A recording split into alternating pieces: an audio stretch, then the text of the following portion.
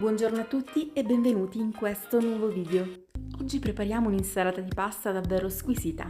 Ci occorrono 250 g di pasta, 150 g di tonno, 200 g di olive nere, 200 g di pomodorini, 150 g di provola, rucola, basilico, olio extravergine d'oliva e sale. Per prima cosa portiamo a bollore dell'acqua, aggiungiamo il sale e versiamo la pasta che avremo scelto. In questo caso io sto utilizzando dei paccheri trafilati al bronzo.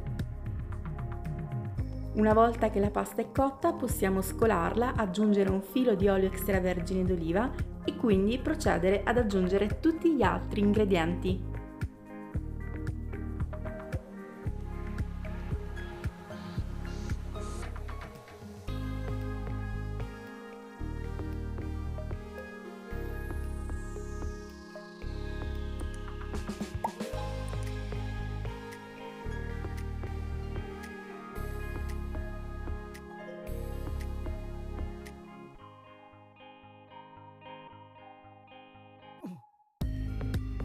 Si prepara in pochissimi minuti, si mantiene buonissima per 2 giorni in frigorifero.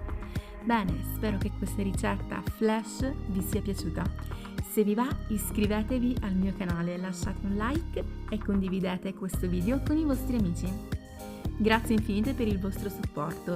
Vi ricordo inoltre che potete seguirmi anche su Instagram e su Facebook. Vi lascio tutti i link qua giù nell'info box. Un bacione, buona giornata! Ci vediamo domani con la nuova videoricetta. Se avete richieste, una ricetta in particolare, fatemelo sapere.